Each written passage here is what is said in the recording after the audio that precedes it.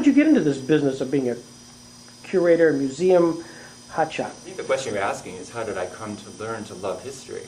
Mm-hmm. And I don't know how many of you had the same experience I did in grade school studying history. It was the most loathsome, boring, horrible subject. It was all learning dates and names that you couldn't pronounce and people you didn't care about, and none of it seemed relevant at all. I first came to Chautauqua as a kid. I studied here. I was a summer student and studied with Remington Arthur. Anybody remember Remington Arthur? That was his name. Yeah. And but I came to love history through art history. And basically, when I went through museums, like the Cleveland Museum of Art, and I'd see these huge paintings and kind of giant European allegorical paintings. And I mean, I didn't know what any of it meant. I grew up in Northeast in the Great Vineyards, But somehow I was captivated by what I saw. I am an artist. I went to Rhode Island School of Design, and I've really spent my life basically in design, essentially, which is some kind of way that I can contribute to the field. But it was really learning to read biography that opened history up to me. That somehow led to psychology. Then suddenly it all started to click. And then, when a good history teacher, I think, can make it seem relevant to the child, that it's difficult. How many of you had one good English teacher that you can remember? I know I did, yeah. And one is just about as many as you get. But anyway, so that's how I came to it. I moved here 10 years ago in September. I grew up in Northeast, which is about 15 miles away, but I've lived all over the country. And when my mom died, I was with her in Florida. And at that point, I could go anywhere I wanted, so I came back to the vineyards. Because I think if you grow up in the vineyards, you think it's normal. I know, but, and Lake Erie, but, for all the world, like, I don't know, the Riviera, poor man's Riviera.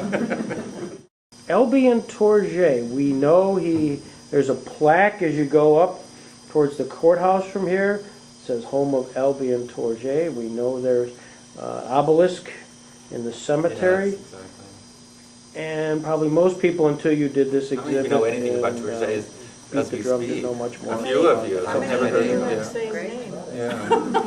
Well, when I got on board at the McClurg Museum, I came to realize that, that we had an incredible collection called the Tourgee collection, which didn't mean a thing to me, although I knew it was very big. It was over 11,000 items, and very important because it was heavily researched, and we would get several calls, several times a year, basically researchers, scholars, humanitarians who were interested in, knowing more about Tourgee.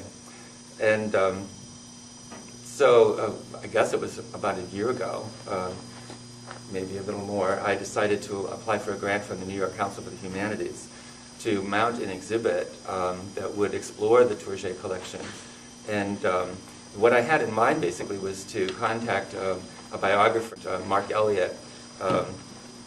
I've passed out copies of this little brief biography that was put together as basically an exhibit guide for the Tourgee exhibit that's at the Jackson Center. Mark Elliott wrote the copy. It's an abbreviated biography of Tourgee, and it was paid for by the Delmas Foundation in Manhattan. So I sent off a letter of inquiry to the Humanities Council, and fleshed out the idea, thought some more about it, asked Mark if he would be interested in doing it, asked Joni if she'd be interested in participating, contacted the Jackson Center because I thought what a beautiful venue that would be to, with their newly refreshed archives room and exhibit area, and with an auditorium that would be a terrific place to do a symposium. Tourgee is most famous to those who study the Civil War, as the author of A Fool's Errand by One of the Fools, which was a bestseller. It was published anonymously in the 1870s. And it was kind of a history of Reconstruction from his own point of view. Tourgee was born near Kingsville, Ohio, which is in Ashtabula County, which isn't too far from here. The family was French Huguenot. They came here from New England. They settled in northern Ohio. They were farmers. And Tourgee was their only son. His mother died when he was still a boy. And he went to Kingsville Academy, wanted to go to Harvard, could only afford to go to the University of Rochester. And then the Civil War broke out. Anyway, so he had this remarkable life. He was a Civil War veteran. He did become a lawyer. He moved to North Carolina after the war and became a judge, practiced law there, helped write the state constitution, got in trouble with Ku Klux Klan.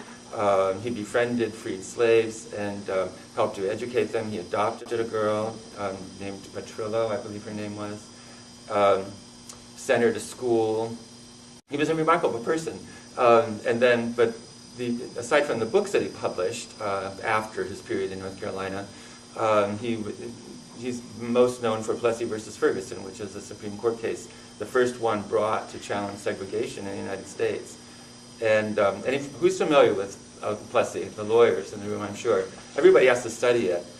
Tourgee was a bestseller in the 1870s. His stuff was translated into half a dozen languages, and he made a fortune, millions of dollars, in today's dollars, which he then invested in a magazine called Our Continent, which was published in Philadelphia. It's around that time that he bought the house in Mayville, that beautiful Italian age, Victorian, with the tower. The idea was that they would spend their summers there, the Tourgee family, and be prosperous in Philadelphia.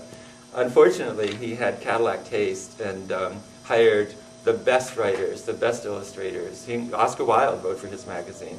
He wouldn't accept advertising. It was beneath him. So anyway, he went bankrupt, which is a terrible story. And his poor wife, Emma, who basically had to just follow behind him and pick up the pieces.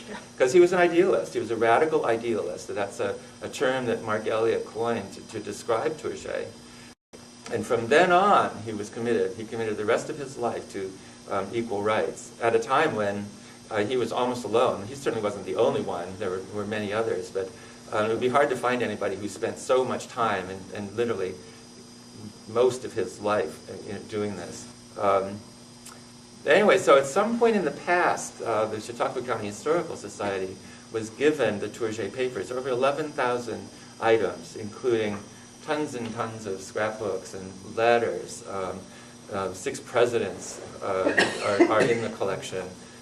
Countless letters to and from not only, what do I mean, the black literary elite at the time, the legal minds at the time, but also, you see barely literate letters saying, "Help me," and Tourgee responded to all of these, and so it's an incredible archive. I think it's a 46-page typewritten document that Tourgee wrote. They are his oral notes for Plessy versus Ferguson, and the Supreme Court at that time, I don't know, they didn't necessarily save records. I'm not exactly sure, but I know that these items have never been seen before. There was not a court recorder, present when he gave his oral argument, so there's no transcript anywhere of what he actually said. This is the only record of what he was thinking at the time.